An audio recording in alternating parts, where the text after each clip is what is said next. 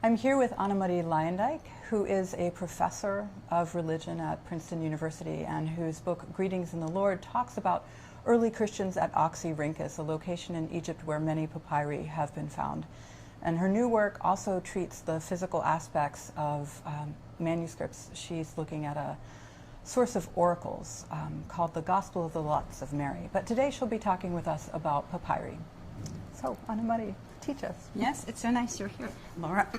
So what I first wanted to do, since we're talking about the letters of Paul, I wanted to talk about writing material. What did people in antiquity write on? And I brought from home a piece of modern papyrus to show you how ancient writing material looks like. So we have here a small papyrus plant in the Nile Valley, right at the Nile River. These would become very huge with very thick stems, about this thick, and then they would be harvested. And if you actually break even a modern plant, if you break them open, you can sort of tear strips from them. That's where you can actually really closely see the fibers also.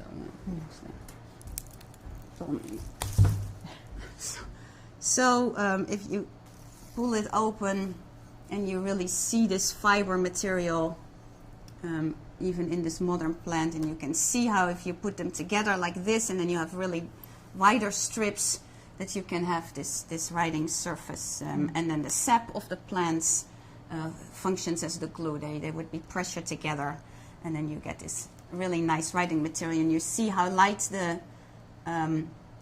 material is now, and depending on the quality, you would have really light writing surface. This is actually a little yellow, and it's not completely homogeneous in color, but there would be very delicate sheets, and people would also sand it to make a better quality. And this, I think, ancient material was probably a little bit more malleable than this modern piece of papyrus. So people would write along the fibers of the papyrus with a reed pen. You would first fold the insides, the outside inside, so that you would actually not rub them too much, and then make a little package like this, fold it together, no need for an envelope, and then here you write the address, deliver to so-and-so from so-and-so. And in antiquity, people could apparently tear out a fiber and wrap it up, but I've never been able to do that myself. So this is what an ancient letter would look like when it was delivered. And you would deliver it, give it to somebody who was traveling the direction that you were traveling to. And there is different qualities of papyrus than if you had like high quality papyrus, which is sort of very egalitarian in color, very the same in color. But you could also have cheaper, more coarse papyrus. Now that brings us actually to the cost of papyrus, like how expensive was it? We have to realize that all writing in antiquity is an elite business. So for some of these people, it didn't really matter that much how much it cost, but it was not prohibitively expensive. So it's not that it's completely out of the range to buy a little sheet. And most papyrus letters are actually also very small. The piece that I've folded up here is actually pretty large for an ancient papyrus letter. A lot of them are actually, you see how easily it breaks. It's very, you can get a really nice... This is a modern piece of papyrus. This is a modern piece.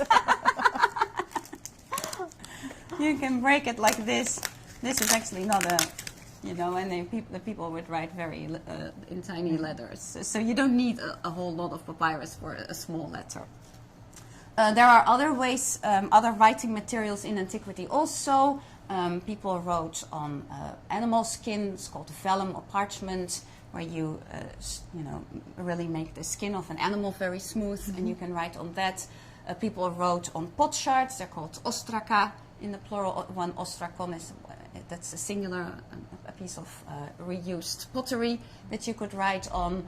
But we've also found bones, animal bones, like a large chunk of after barbecue. I always think you put a chunk, you could write on the animal bone. Another very interesting writing material from antiquity is bark from a tree. And in England, right in the north near the wall of Hadrian, there was a Roman military camp, and there's pieces the size of our postcards made out of tree bark were found there. And because they were preserved in a bog material, we still have the writing. And those are written all in Latin from the military in England there. So that is something about writing material. Shall we take a look at an ancient papyrus I then? would love that. Great.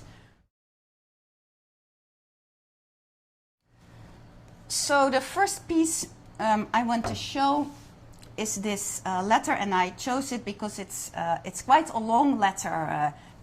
We have it's written on both sides of the papyrus, on the front and on the back. So the writer began what is normal writing along the fibers, but then had so much to say that he also used the entire back of this piece, even writing writing there in 2 columns.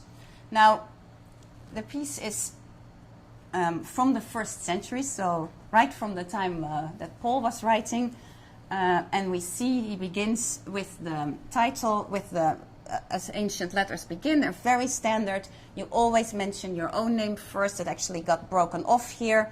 And then you mention the name of the person you're writing to, and then you say Chairein. And the Chairein is written nice and large here. And then he has this very long letter, this writer.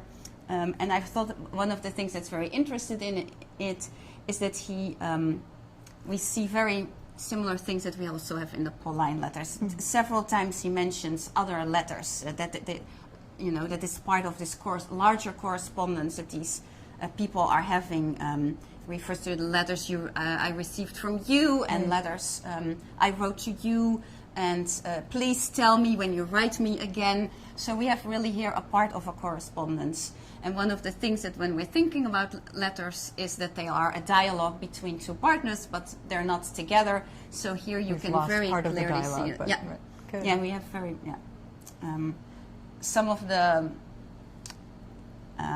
interesting things are also like when Paul is writing, he says like, and now about this, in Greek it's peride, and then in this letter we have that too, that he says about so and so and about so and so. Every time he introduces a new topic, he does it exactly the same way, like everybody did it in antiquity, and thus Paul also uses those same turns of phrase.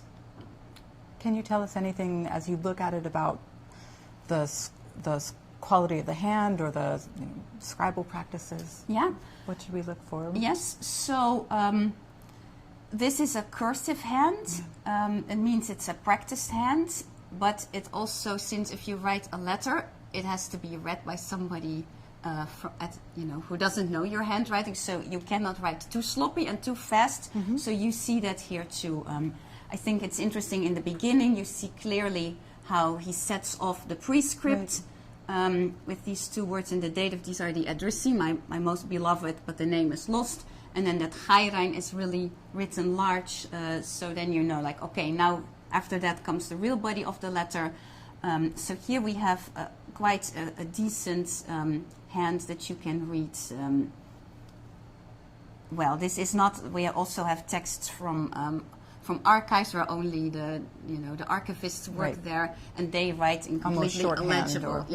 Very quickly. But this is this you can actually read if you know ancient Greek and have a little bit practice.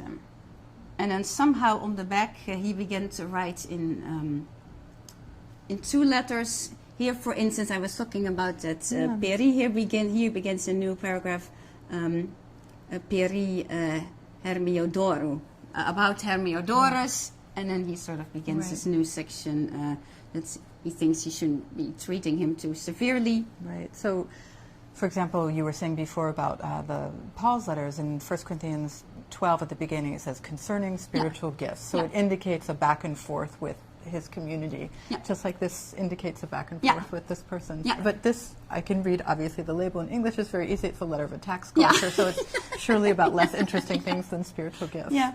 So this is another letter I selected. One of the interesting things about it is it is again from the 1st century. This actually has a date. It's dated, if you convert it to our dating, It is it is in December of the year 22 of our era, so an old letter. As you see, it's very much damaged. That is because it was found in a garbage heap. A lot of these papyri come from a city in Egypt called Oxyrhynchus, where thousands and thousands of papyrus fragments have been found. They were discarded apparently after some time. People would just discard their letters. I have a hard time imagining that because I don't like to throw things away. But can you tell us about the range of things that were discarded? Yes, it's very wide. So there are things like this letter, for instance. There are marriage contracts, certificates of death. But what I always found very surprising is that also a lot of biblical texts were discarded there. And that's sort of, I found it always very surprising. But then I began to research it a little bit, or actually in great depth. And I found out that probably people didn't really realize they were throwing it away, or they sort of thought it wasn't so bad when they did it, because they maybe had made a new copy of the text, or they didn't find it interesting anymore. There's lots of reasons why you can discard something, but it's biblical texts. It's texts that are not canonical anymore. We have copies of the Gospel of Thomas, a couple of copies of the Gospel of Mary, but also Plato, Aristotle, all the sort of the whole range of Greek classical authors. Now, I was mentioning before how letters were folded, and you actually see on how this piece is preserved the folding lines. You see, I showed how you sort of fold it double. So here you see it has, broken and damaged off on these lines of how it was in the end folded. Again, you see it is written in a fast hand. This hand is much smaller than the hand on the other piece, but there is a variation in size. Towards the end, it actually gets a little bit bigger here. It is still a legible hand, not really pretty as you would write it when you would write for a book that you would, display, but for a letter is good. And the name on top here is again a little bigger, setting it off visually. And this letter also has different interesting things. It is on the one hand very serious, but on the other hand it makes a couple of jokes. I'll read you a part of the translation. Let me hear about our bold friend, how his hair is growing again on the top. Be sure you do. And then ancient coiffure as a topic of conversation. Yes, exactly. That's great. But this letter also, in the end, says, I beg you to write to me. So, like Paul will say, parakalo, I beg you, I exhort you. That is exactly what we have here too. That this author. And one of the things I love that you taught me is that sometimes authors would shame others into writing them by saying, "Here, I'm sending you some blank papyrus. Write me back." Right. Yes. So. Yeah. And Jerome actually does that. He's like, "How come you haven't written me? You cannot be for a lack of papyrus. Here is a piece." Here's some. So let's look at a Christian letter now from the 3rd or 4th century. You can see here the folds really well. You see the vertical lines on the papyrus, how it was folded in 3, and then also once in, and then double. And if we showed the other side, I don't know if you can turn it around. Maybe you'll show it again, but there's that wonderful, looks like an X in English, a he in Greek. Yeah. 2 times in very big letters, yes. right? And it says greetings in joy, right? Or greetings with joy. Yeah. So this really tiny piece is actually quite an important letter because it is a letter of recommendation. I thought of it for Romans 16, 1-2, where we have Phoebe being recommended by Paul. So those 2 sentences in that letter are actually her letter of recommendation, and people think that she may have carried the letter, or whether Romans 16 is a different letter is a different question, but at least it is an entire letter of recommendation. And you see here is a small piece that also has such a letter of recommendation. Now this is from the late 3rd or the 4th century. And we have this long prescript. It's actually long because the address because it has so many names. So it says Leon Presbyteron, so it's a presbyter, a priest, whose name is Leo, and he is writing to other priests and deacons. And then he says, Chara Chairein, rejoice with greetings. Many greetings. It's sort of exuberant, and I love it because he also wrote it very exuberantly. Exuberant. He begins to write much larger there, and that's why this is one of my favorite pieces, because he wrote it so enthusiastically. And then he actually writes the recommendation, and then he says, greetings to everybody, and then here at the end he says, I pray you all are well, and then he writes interesting abbreviated words that are sort of like Christian cryptography, or sort of like in-house signs that maybe other people didn't understand. So he says epsilon mu mu lambda. This is amul. That doesn't mean anything in Greek, but it probably means Emmanuel. And then it says mart, which probably means martyrs, like martyr, which is, probably a sort of a sign. And then it has this number at the end, a kappa and a sigma, and a theta actually. So which means if you calculate the letters in Greek, letters are also numbers. Right. So if you calculate the value of the word amen in Greek, it is actually the number 99, and you write 99 with a kappa and a theta. That's good. So it's not a date at all. It's a sign, yeah, and it's sort of a very nice way to enclose your letter, and it has sort of this cryptic, secret language in it. It's like he ends the letter by writing amen.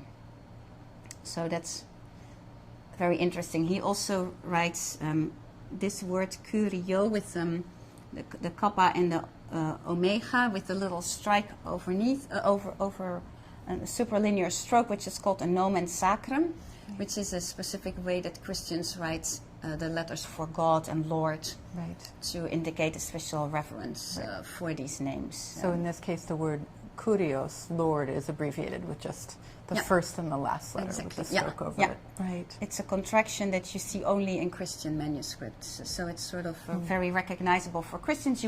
It's also done in all our biblical manuscripts. Right. So it's a sort of practice that began in literary manuscripts, and then you see it being taken over in these everyday documents also. Now, I chose this document because I find it fascinating, because it refers to something very important historical event that happened in the 2nd century, in the years 115 to 117 of our era. There was a big revolt of Jews in certain parts of the Roman Empire, in Egypt and the Cyrenaica, and they revolted, was pushed back very vehemently.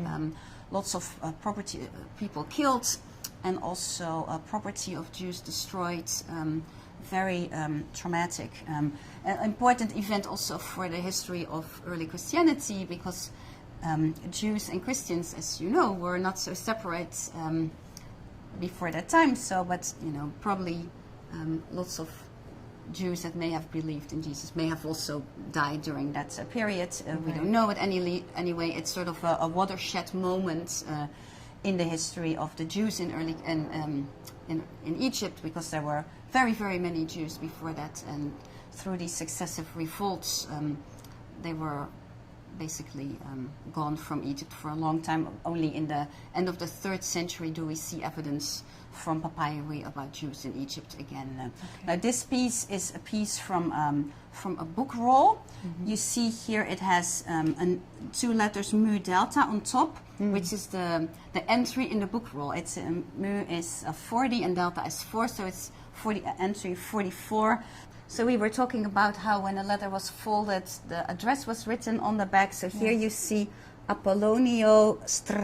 To Apollonius, the strategos. Another interesting thing that you see here is how you see that this is slightly different and a little bit thicker here. This is where this document was glued together with another document to make this bureaucratic rule. So this was a piece that was stored in an archive and then at some point also discarded again. But this was clearly an official piece that they wanted to preserve.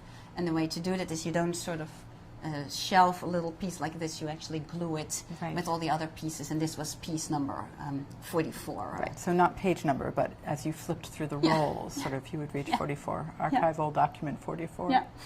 So, pieces were glued together to form this sort of bureaucratic document where you would sort of store your documents that you received. Now, this text mentions property of Jews that was destroyed.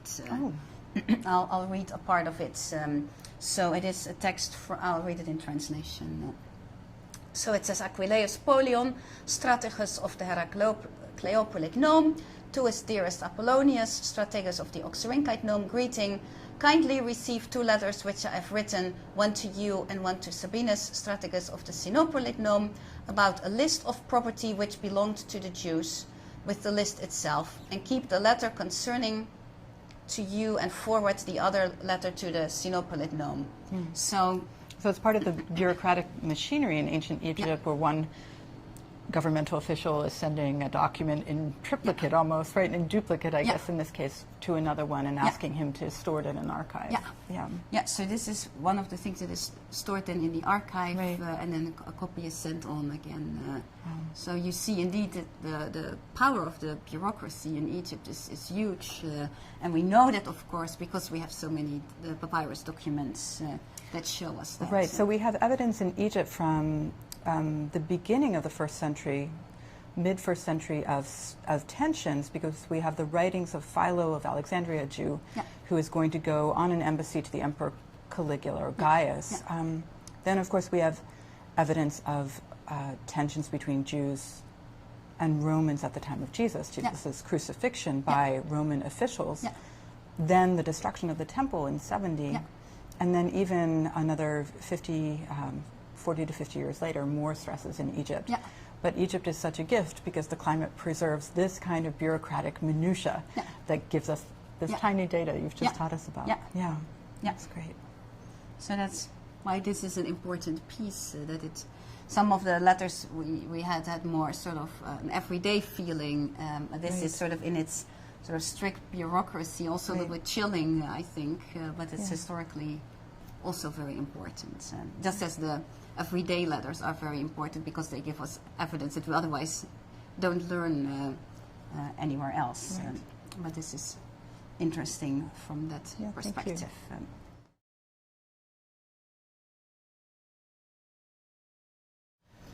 So most of the time when we read the letters of Paul, we think about them as English on a printed page, and we don't have any of the autographs of the letters of Paul, nothing that was written in his own hand. Despite that, how would you say that thinking about or looking at these ancient papyri helps us to understand something better about the history of earliest Christianity, about the process of writing those letters in the first century? What we've seen very much in these letters is that they're very occasional, right? They address specific situations and real people. It makes us realize very much that we hear only one side of the conversation, and then sometimes even, a side that we don't understand because we don't have the context. So to sort of really realize that helps me at least to think also about Paul's letters, what we don't know, the situations we don't understand and how we try to reconstruct them. I think it is ironic that, with such important letters for us now as Paul, we don't have the autographs, but with, these little documents that were so unimportant that at some point people would throw them away. We do have the autographs where we can see really people, writing in their own hand, as Paul says that he does at some points in these letters.